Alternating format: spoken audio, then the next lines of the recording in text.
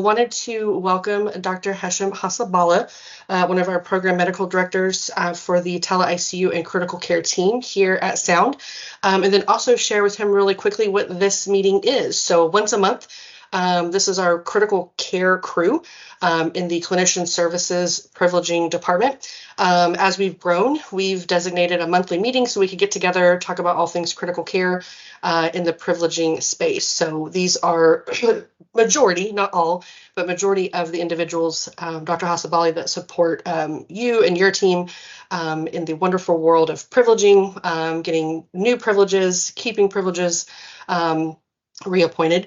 This is the group that supports you. So we like to invite special guests. So today that is you.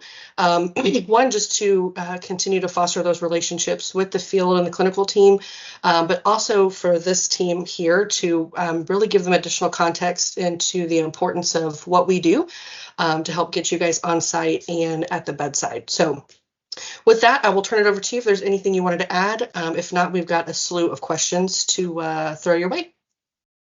Oh, thank you. First, I do want to thank all of you. It's hard work. It's a lot of paperwork, a lot of back and forth, a lot of harassing clinicians, myself included in that group. So we can't do what we do without you. So I really appreciate each and every one of you, and I want to thank each and every one of you for putting up with us and and our slow responses and sometimes difficult behavior. And we definitely, on behalf of everybody, I think I can speak for them to say thank you so much for all that you do for us. We definitely can't do our jobs without you. Thank you for that. Of course, absolutely. So I'm very happy to be here. I'm really honored that you chose me. And I think let's just go right into it. I'll begin with just an introduction of me. I am Hesham Hasabala. I have been with Sound. This is my 12th year. I started in January of 2013. I am program medical director here at Rush in Aurora, the second largest city in Illinois. Our program here, I've been the program medical director for that program since 2013, and I am now an associate regional medical director overseeing programs in St. Louis and Delaware. I do both on-site critical care work. I'm on shift today, and I also do telemedicine as well. So I love being with Sound. I love my team, you guys included, and I'm very excited. And I think I just want this to be an interactive. Just throw the questions my way, and we'll make this a great discussion. Awesome. Okay, so our first one, probably an easy one because you're literally doing it right now. What does a day in the life of a critical care physician look like? Yes, so that's a great question. It depends on, obviously, if you're on site or if you're telemedicine, obviously it's a little bit different. But, usually I come in the morning,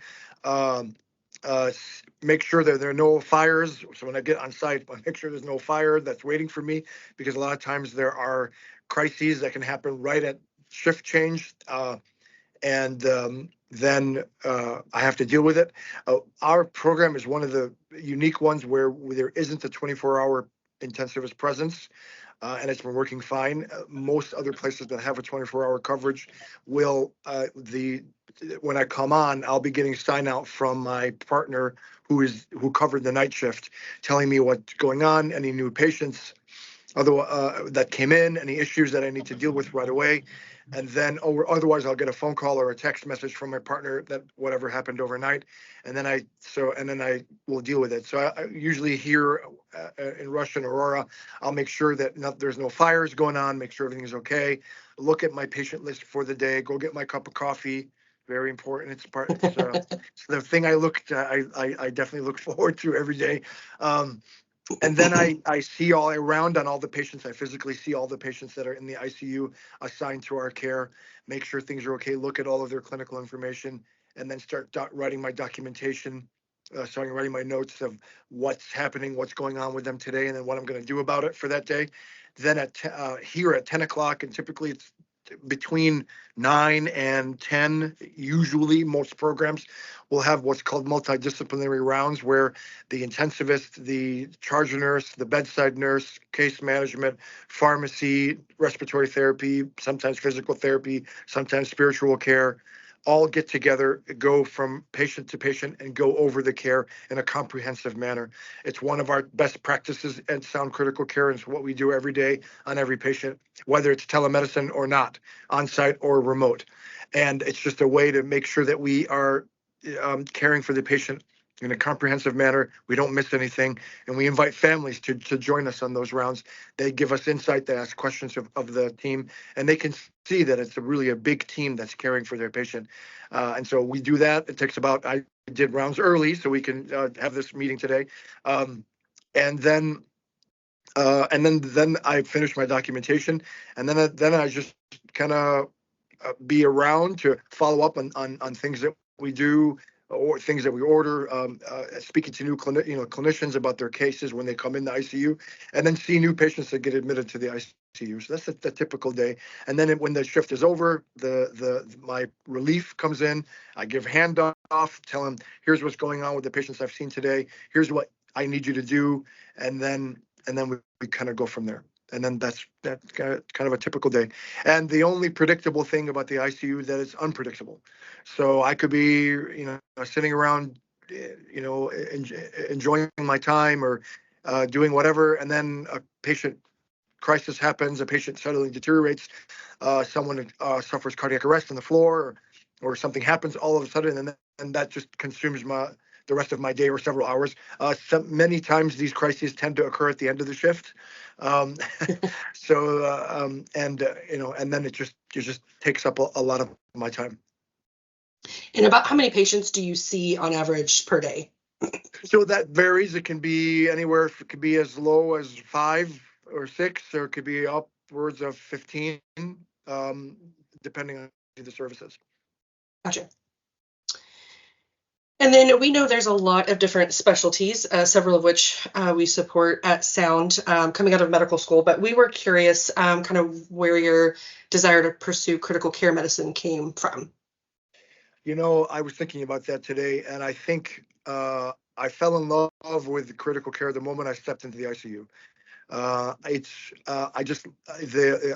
just love being an intensivist. I mean, I was very, very fortunate, very blessed. I did really well in medical school. I really could have chosen any field I wanted to, assuming I would have gotten in, but the door was open for me. And sometimes when things are going tough, I sometimes wonder why I didn't do a nice, easy, cush outpatient specialty where I had my weekends and holidays off. At the same time, I really, really love being in the ICU.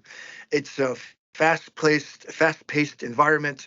You can see people very ill, deteriorating very quickly in your before your eyes, and you have to act quickly to try to save their life. And you can see critical illness kind of unfold in a matter of hours before your eyes, and be able to intervene and help people at their most vulnerable. I mean, I wanted to be a doctor because I want to help people. That's all I've always wanted to do. And in the ICU, you can help people very quickly. And I love it. There's part of me that's a surgeon, and you get to do procedures, and I love that part of it. And I don't mean to disparage other physician colleagues and APP colleagues, and at the same time, as an intensivist, I really feel I'm a doctor, a real doctor. And why I say that, I'm also a pulmonary specialist. I'm also a sleep specialist. So when I was a pulmonologist and before I came to Sound, I was in private practice pulmonary medicine. I only focused on the lungs, right? I only looked at your lungs. I only cared about your lungs. If your lungs were good, I don't care what the rest of the body's doing. My job is to focus on your lungs, right? But as an intensivist, I have to care about your lungs and your heart and your gut and your kidneys and your skin and your eyes and your brain. I really am a doctor. Like I'm a physician. I take care of the entire body. I have to understand how the different systems interact with each other to try to help manage critical illness. And so that's so fulfilling to me. And I really feel that I can do the most good for a patient who presents in their most dire hour. And I just love it. And when to help someone to help someone heal from critical illness, the feeling you get is unbelievable, right? People who literally were near death come back and say hello, and they look great and they feel great and they're very appreciative. That is oxygen for me, and that keeps me going for months and months and months. And when we can't have help someone conquer critical or can't help someone conquer their critical illness, we can help mitigate suffering. To me, I'm a lay pastor, and it's almost minister. You can minister to the family, you can minister to the patient, and mitigate their suffering and help them get a good death. And to me, that's just as important, because the last thing I would want anyone to do is to suffer at the end of life. And Right. we are uniquely positioned to be able to mitigate suffering at the end of life and minister to the family and help them feel better. And that to me is just as satisfying. So kind of it really is just the best way I can be a doctor and give back for the tremendous blessing of being a healer. That's a really good perspective, because I personally, as well as probably everyone on this call, would imagine, the unfortunate outcomes, have to be probably extremely difficult for you and your team to deal with on a daily or weekly basis. But I really like that perspective of, even when it's we can't fix it, we can still bring some peace, potentially to that situation. So that's really fascinating. If you were forced to choose or work in another medical specialty, what would it be? That's hard. That's hard to say. I mean, I like being a lung specialist. I think it's not as um, high tech as the ICU, right? It's not as fast paced. And at the same time, the one thing I do miss is my pulmonary practice and my pulmonary patients. There's this very special bond that you make with your pulmonary patients. You help them breathe better, and that's huge, right, for a lot of Yeah, people, to help them breathe better, right? And so I remember when I announced my leaving my practice, coming to Sound. The last 2 weeks of my office were just filled with patients saying goodbye, right? And that I miss. So if I were to choose another specialty, it would be outpatient pulmonary medicine, because I really really loved the bond I made with my patients. And I remember I would, you tell me a name and I'd know, oh yes, she needs this and she needs a CAT scan in 3 months and she has this and this. Now it's just, there's so many people, I can't keep them, I can't remember, right? And a lot of times I don't remember, unfortunately, and that's hurts a little bit. And but with my pulmonary patients, I knew everything about everybody as soon as you tell me their name.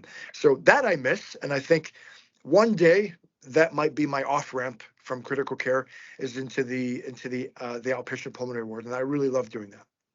Other that's than awesome. that, really, I really don't know if there's anything else I could do. I mean, and I thought about it hard. I thought about anesthesia. I thought about it primary care. I thought about all the surgical subspecialties. There's just nothing that's as fulfilling. And when I have a tough day, uh, I still, at the end of the day, I'm walking out of the unit smiling, because I really enjoyed my time. I love being an intensivist. That's awesome. Okay, so we know, if we have been personally or had a family member in the ICU, it's probably pretty scary, right? But we had posed a question to you: what is a positive story you've had coming out of the ICU that really stuck with you? That's a really good question. In fact, I'm looking to do a research and a survey, because when you ask a doctor, typically, what's the case you remember most? Almost always, it's a negative case. Like, we'll always remember the bad outcome, right? And I think I have 50 bad outcomes that I could tell you that really stuck with me. There was one case of a young gentleman who shot himself in the mouth accidentally with a pellet gun, or like a tear gas gun or something like that, and he was super sick. I mean, and I didn't think he was going to make it, and he did. And he came back, and I didn't recognize him, and he recognized me, and he was so appreciative, and he came back, and it was really good to see that he did. That he did good, and he's doing well, and we were able to help him. The other thing that I remember was actually a family member, a patient passed, he had COVID, he passed away, but the family member came back. I still have the pictures on my phone, and gave us like little thank you kits and little thank you packages, and gave me like a water bottle with my name on it. And she just came back just to say thank you, and thank you for helping my dad have a good death. And she heard that appreciation. That always, I always remember that, because you know I don't do this to get thanks, and it's good to be thanked, right? Because it's nice to know that what the things that you're doing day in, day out, do make an impact. Which is why I try as best I can to thank the people I work with, my team, you guys. I try to remember to thank my wife and my family and my kids as well. It's really nice to be appreciated, and having a family member appreciate you. I remember another patient with COVID who he passed away peacefully, and his wife sent a letter. Again, the just saying, thank you for giving him dignity at the time of his death. That that really that sustained me for years. And so it's not always a positive outcome. And if we can, and if I know that we've done good for the family or good for the patient, that's what's so important. Yeah. Yeah. That's fantastic. Okay, we talked a lot about critical care. We'll throw one more question and then turn it over, see if anybody thought of any others. But what do you like to do with your time outside of the hospital? So I love to play golf with my son. He's 11. He's going to turn 12 next month. So it's wonderful. When the kids were younger, I'd have to get up at 6 a.m. and play 9 holes at 6 in the morning, so I can be home before the kids wake up. But now, with my son's older, it's father-son time, and my wife never says no. So anytime I want to play golf, I just say, "Hey, can I take Zach?" My son's name is Zach. Golfing? Yep. It's fantastic. So I get my golf fix. My son gets to practice, and Your wife gets the house to herself, right? Yep, So it's yep. win-win. It's a win-win. And then I really enjoy playing golf with my son. I love writing. Writing has always been catharsis for me. I have a newsletter on LinkedIn. I published a book called How Not to Kill Someone in the ICU. I published a book of fiction, self-published a book of fiction called Code Blue. Throughout the pandemic, throughout my daughter passed away 15 years ago from as complications from cancer. I wrote a ton about the grief I felt and still feel.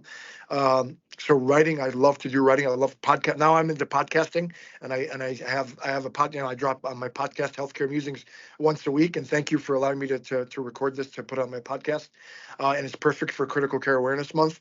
So that's how I can cope. Listening to music on the way home.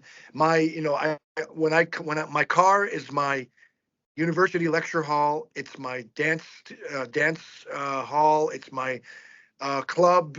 It's my learning lab. I just that time between home and the hospital is home. That's where I stream YouTube or listen to music, where I learn things, learn about the world, practice, keep up on my French. I'm learning French. So those are the things that allowed me to cope, and it really helped, especially writing, and now podcasting has really helped me cope and deal with the things that we face in the ICU. So that's what keeps me busy outside. And people wonder how is it that you're able to do all these things? Well, I don't. When I have idle time, I don't scroll through LinkedIn for 2 hours or TikTok or social media. I say, okay, this is the time I'm going to write my newsletter now, or I'm going to do the data analysis, or I'm going to do this. Idle time is a gift. So I use that time to get to record a podcast episode, or to write a newsletter, or write an article, or read up on something. That's that time. Just scrolling on social media, I try to keep up on LinkedIn and like and engage as much as I can. Probably not as much as I should, and that time is where I can use to get things done. So that that way I can have time to myself. I love it. Okay, I thought of one more thing. What's your favorite genre of music to listen to on your drive in or drive home? Oh, so I have a hodgepodge. When I was growing up, I listened to a lot of hip hop, real hip hop, not the garbage that's that they call hip hop now. He's That had a speaking my story. language, isn't he, guys? Everyone. Yeah. A lot of '80s music. I'm a big Michael Jackson fan. I'm not sure if at our medical director summit I was the entrant into the I was the critical care entrant into the talent show, and my talent was to lip sync to Michael Jackson, and I guess it was really well received. I'm a big Michael Jackson fan. Some old school hip hop, some '80s stuff. It's kind of a hodgepodge, and then there's some new stuff that is okay, right? I always screen it for the lyrics. People don't, as I'm a writer, so people don't pay attention to the lyrics. People write the lyrics for a reason, and they're like, oh, the music is good, but the lyrics may be poison. So I think I think we have to pay attention to what the songwriter is saying. There's the reason why the songwriter wrote the lyrics. There's a message to the song. If the music is good, that makes it even better. But if the message is toxic, everyone's worried about what we put in our mouths, but not so much what we look into our eyes and ears. And so I make sure that the lyrics are something that will uplift me and not push me down. And if the music is good, all the better. Yeah. So, I'm kind of like all over the place with respect to my favorite music. I like it. All right.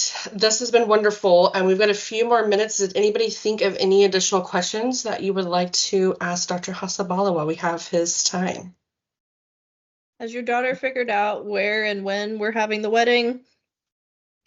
Yes. So now Okay. we are, yeah. So my oldest is getting married this summer. It'll be July 15th, and so the venue is still to be TBD, but I think they did fix the date, and the planning has been. I'm not really involved in the planning. I just pay the bills. So, and I don't think I'd want to be involved in the planning. That's probably the So easier part, just paying the bills, yeah, right? yeah, just pay the bills. So, but I mean, it's very exciting. He's a really good guy, and I pray for the best for them. Will that be local in where you're at in Chicago, or are they going somewhere else? I will. Well, that's the TBD. Oh, TBD. Okay. We're trying to figure that out. Okay, got it. Anybody else have anything? It is really good to see you guys. I know we're always on the phone together and everything, so it's nice to see you guys on video. And like I said, I just really thank you guys for all the hard work. I know it's a hard work. It's a lot of paperwork. It's a lot of things that you have to chase down, and we are not the best at responsiveness. So again, once again, I really like to thank you for all your hard work. I know it can be a challenge, and they make it difficult on purpose. All the stuff that we have to do. I mean, every time I think about the I have to go. Oh my, get the fingerprints. Oh my Lord. I gotta go and get the fingerprints, and it's like annoying. And I gotta sign this, and I gotta sign it with ink, and I can't do it electronically. And It's it got can to be be annoying blue on our end. ink. Well, it has to be blue ink, not black Right. ink, because blue ink is better for some reason. Right. It's annoying, and at the same time, I know it's actually critical, no pun intended, to the job that we do. So again, I thank each and every one of you. We could not do our jobs. Literally, we could not do our jobs without you. But we appreciate that very much. It is interesting, though. We, Amanda, myself, and Nancy attended a training here in Dallas. There's some changes going with the HM and EM model. So we did kind of a privileging overview for some new colleagues. And Amanda was referencing, we kind of hate talking about it, but it's kind of interesting. But the case of Dr. Death, which was a local surgeon here in Dallas, Fort Worth, and some things that could have been put in place to prevent some of those issues that continue to happen. So it is a lot. I think, Amanda, you referenced it as the ultimate background check. But as somebody who's been a patient before, if your family's been a patient, having that understanding of what goes into it, okay, I'm being seen by somebody that's really skilled and going to take good care of me. So So yeah, we're happy to handle the paperwork piece for you guys. Also, just want to wrap up. If you have any feedback, specifically for the tele-ICU team, we know you're credentialed at 1 billion sites and licensed in multiple states. So we've been trying to condense the contacts that you guys work with and have as few reach outs as possible to help kind of keep that organized. But if you have any feedback ongoing, please don't hesitate to let us know. And thank you to you and your team as well. We're very, very appreciative that you chose to be an intensivist and take care of people that are probably coming to you in their worst state and helping get them back on track. So thank you as well. Oh, absolutely. It's my pleasure. And like you said, Dr. Death, I listened to that podcast. It's very, very frightening.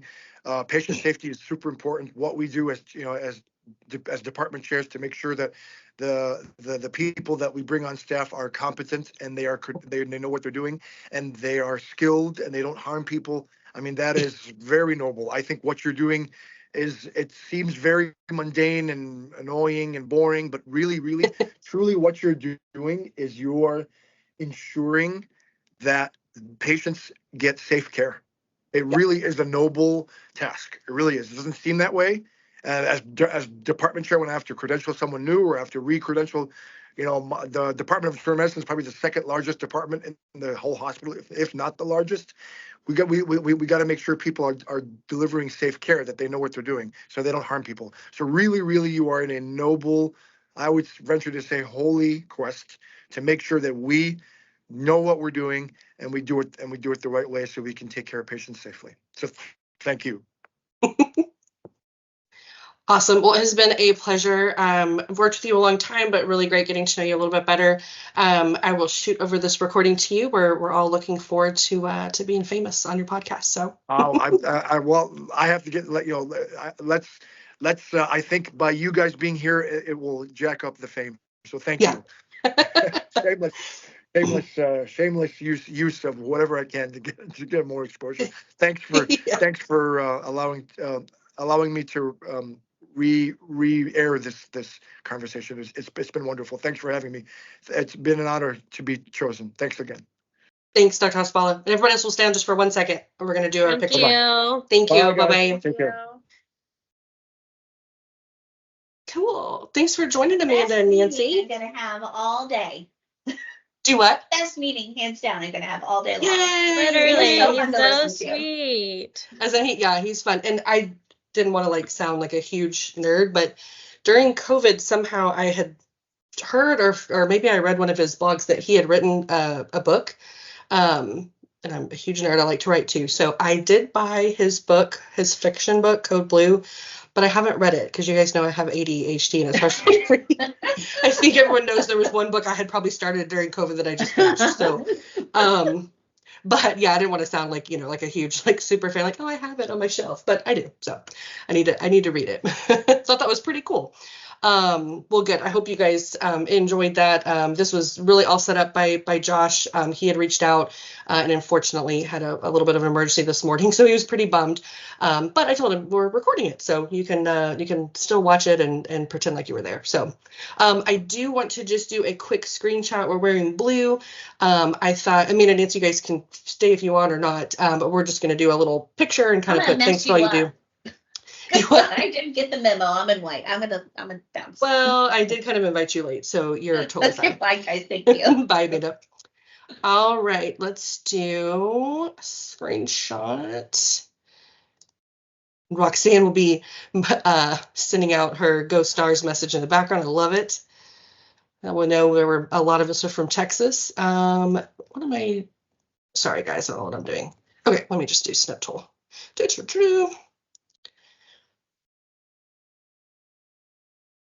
Okay, you ready, everybody? I'm just kidding. Big smile. Let's say you ready. Oh, there you go. Okay. 1, 2, look at the camera. 3. All right, I think we're good. All right, everybody's looking decent, not crazy in case this goes out to somebody else's blog. Okay, good. All right, guys. Well, I have another call too. Thank you so much for joining us. I hope you guys enjoyed hearing from him. I always do. I'm fascinated. with what they do. So thanks again. And Josh will likely be out the rest of the day. So please ping me if you need any help with anything today. Okay. Thank you. Bye, guys.